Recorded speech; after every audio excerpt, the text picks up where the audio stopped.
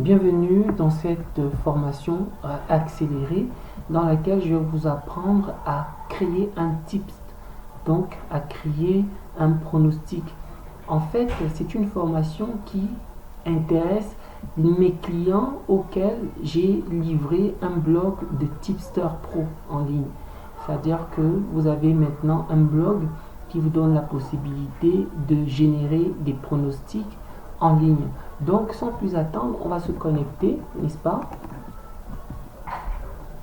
Maintenant que vous arrivez dans votre tableau de bord, ok, vous allez cliquer sur page.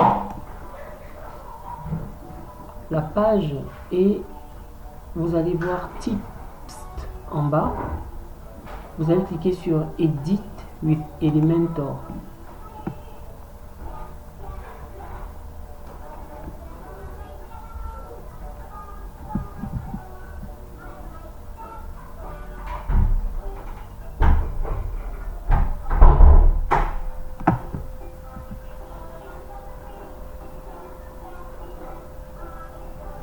Voilà la page de tips.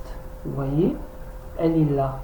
Donc, tout ce que vous avez à faire quand je vous ai déjà livré votre travail, n'est-ce pas? Vous allez remarquer que ceci est un bloc qui se termine, vous voyez là où la ligne rouge se termine là. Vous voyez le cadre rouge, voilà. Voici un autre bloc qui commence ici en bas. Vous voyez que c'est un autre cadre rouge qui se définit et qui se termine là. Et vous allez voir que quand je baisse la souris là, ces onglets apparaissent encore et ça me définit un autre cadre rouge. Ce sont des blocs.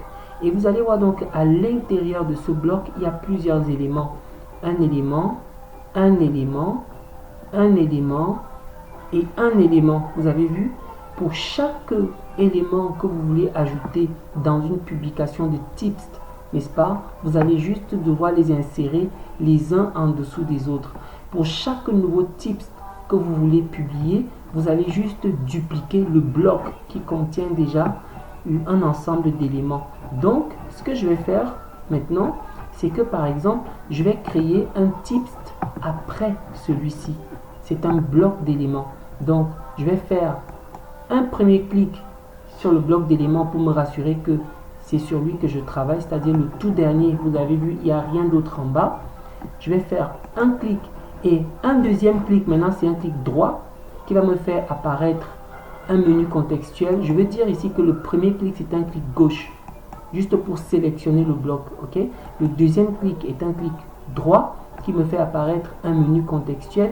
Et je vais juste cliquer sur Duplicate. Quand vous êtes en français, ça sera dupliqué. Vous avez compris? Et quand je vais cliquer sur Duplicate, tout simplement, il va me créer le même nouveau bloc, vous savez, mais en bas. Vous voyez, il est en train de le créer là. Et hop, vous avez vu, il a créé. Tout ce que vous aurez à faire maintenant, c'est modifier. Quand vous allez cliquer sur le petit crayon ici, sur la gauche, vous allez voir les interfaces de modification de cet élément. Par exemple, aujourd'hui, nous sommes le 4. Admettons que nous soyons le 5. Je vais donc modifier ici par le 5. Vous voyez, ça change automatiquement ici. Donc, voilà, ça c'est modifié. Quand vous voulez modifier cet élément, le petit crayon, quand vous passez la souris dessus, apparaît là. Vous cliquez dessus et apparaît sur la gauche un outil de modification de cet élément-là. Par exemple, c'est écrit Japan 10. Je vais écrire Japam avec M. Ici, par exemple, c'est 11h. Je vais mettre 11h 80. Il n'y a pas 80 minutes. 11h20. Vous voyez, c'est écrit Shimizu, Taku, machin truc. Je vais remplacer le U par le A. Et vous voyez qu'en même temps, ça change à cet endroit-là. Vous avez vu? Maintenant, ici, pour ceux qui travaillent avec moi, je conseille toujours à mes clients d'insérer ici des codes IFRAM qui leur sont générés, n'est-ce pas, par leur compte partenaire. Vous allez remarquer que si je clique sur cet endroit, au lieu que ce soit du texte que je peux lire et comprendre qui va apparaître, c'est un ensemble de charabia, comme j'appelle souvent, mais qui commence par iframe, scrolling, voilà, voilà, voilà. Toute cette information-ci dit à votre blog, par ce bloc, qu'il aille chercher cette image-ci dans votre compte partenaire. C'est ça ce que ça veut dire. Donc, ce n'est pas une image qui est hébergée sur votre blog, c'est une image qui est hébergée sur le site partenaire, n'est-ce pas, et que vous allez venir coller ici à travers, grâce à ce code, c'est autant pour moi.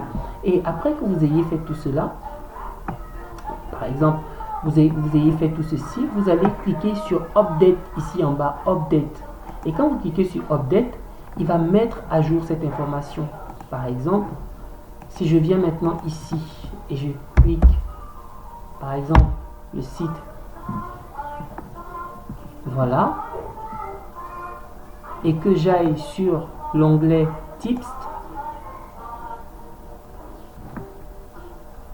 vous allez remarquer que tous les tips existent, plus celui que j'ai publié aujourd'hui, vous voyez, avec les modifications que j'y ai apportées. Par exemple, comment je fais maintenant pour que ce texte qui est en noir change de couleur? Eh bien, je vais revenir ici, autant pour moi, là, et vous voyez, quand je vais cliquer sur le crayon de modification ici, il ne me donne pas la possibilité de changer la couleur à cet endroit. Mais remarquez que ici en haut, j'ai 3 onglets différents. Vous allez aller dans l'onglet du milieu qui s'appelle Style, n'est-ce pas? Et quand vous allez cliquer sur Style, vous voyez, vous avez la possibilité de modifier l'entête, n'est-ce pas? Que voici à travers beaucoup d'éléments. La couleur, changer la couleur, par exemple, ici nous allons la mettre en bleu. Ici n'importe quoi. Nous pouvons aller modifier la typographie, c'est-à-dire la police de caractère.